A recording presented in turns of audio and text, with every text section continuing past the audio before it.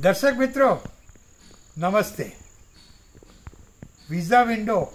Hindi series part 26 में आप सबका स्वागत है। पिछला जो एपिसोड था जिसको मैंने 25 नंबर बोला था वो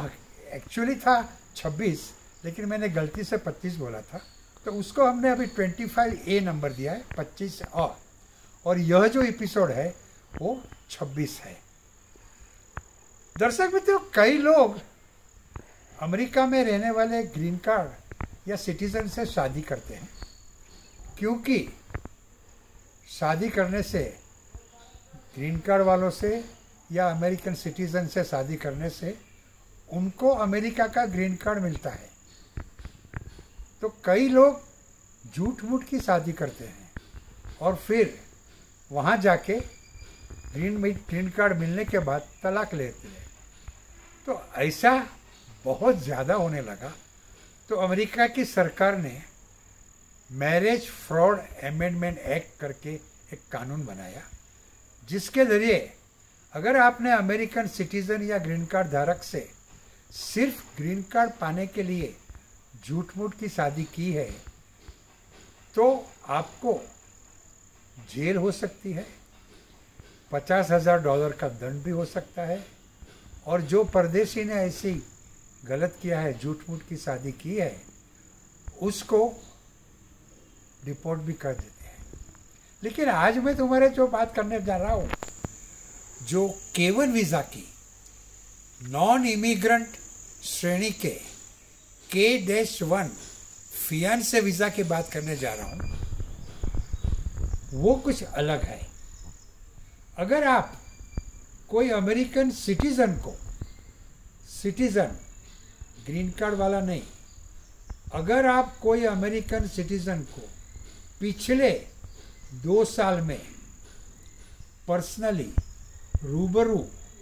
आमने सामने एक बार भी मिले हो और आप दोनों का अमेरिका में शादी करने का इरादा है, तो आप चाहे युवक हो या युवती हो, वो जो अमेरिकन युवक या युवती है, अमेरिकन सिटीजन जिसके साथ आप शादी करना चाहते हैं, वो आपके लिए K1 नॉन इमिग्रेंट फियांसे वीज़े का पिटीशन अमेरिका में दाखिल कर सकते हैं। यह पिटीशन दाखिल करते समय यह बात दिखानी पड़ती है कि तुम लोग, यानी जो पिटिशनर है वो और बेनिफिशियरी अमेरिकन सिटीज़न और इंडिया में रहने वाले लोग, वो पिछले 2 साल में एक बार भी मिले हैं, और वो दोनों का इरादा शादी करके सारा जीवन हस्बैंड वाइफ पति पत्नी की तरह से गुजारने का है, और वो शादी अमेरिका में करना चाहते हैं। तो ऐसा कहने से वो जो पिटीशन K1 वीज़ा का दाखिल करेंगे वो 3, 4, 6 महीने में अप्रूव हो जाता है, और आपको फिर इंटरव्यू दे के K1 वीज़ा मिलता है। वो मिलने से आप अमेरिका जाएंगे, तो आपको 4 महीने के अंदर जिस व्यक्ति ने आपके लिए ये K1 वीज़ा का पिटीशन दाखिल किया है उससे शादी करनी रहती है। अगर 4 महीने के अंदर शादी नहीं की तो आपको वापस आ जाना पड़ेगा, और जिस शख्स ने, युवक ने या युवती ने, अमेरिकन सिटीजन ने आपके लिए ग्रीन कार्ड का आपके लिए फियांसे वीज़ा का पिटीशन दाखिल किया है, आपको उससे ही शादी करनी होती है, किसी और से नहीं। और अगर शादी की तो फिर वो अमेरिकन सिटीज़न आपके लिए इमीडिएट रिलेटिव कैटेगरी के ज़रिए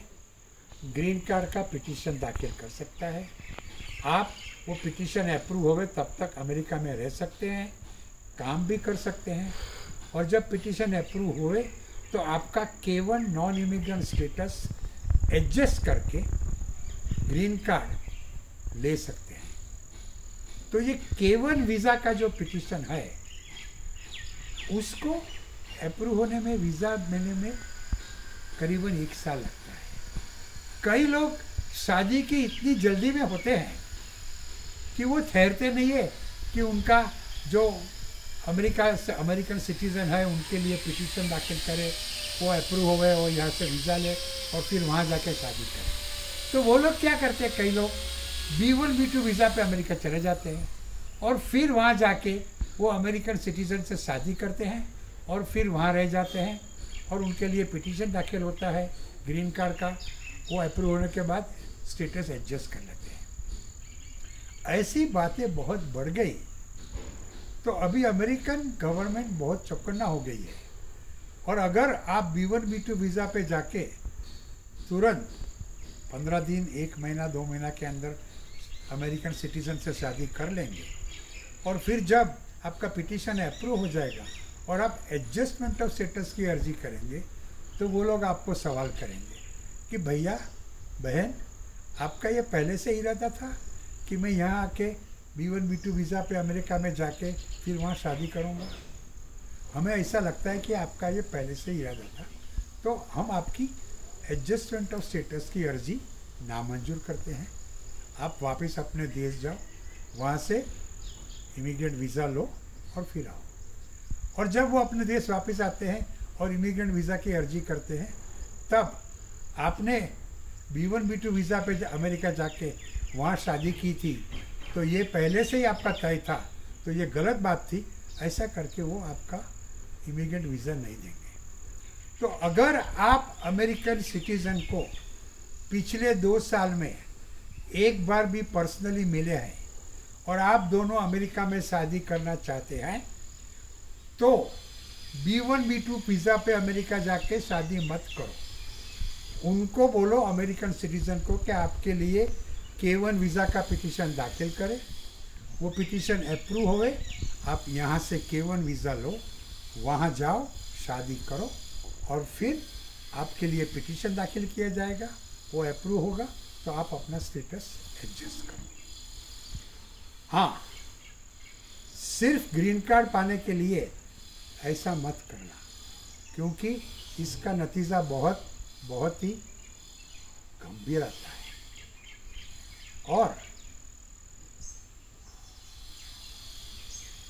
आपको इसके बारे में और कुछ जानकारी चाहिए, K1 फियांसे वीज़ा के बारे में, अमेरिका में जो पिटीशन दाखिल करना है उसके बारे में, स्टेटस एडजस्ट करने के बारे में, K1 वीज़ा के लिए आपको क्या क्या दिखाना पड़ता है, क्या क्या डॉक्यूमेंट चाहिए, ये सब के लिए अगर आपको कुछ जानकारी चाहिए तो टेंशन मत लेना, मैं हूं ना।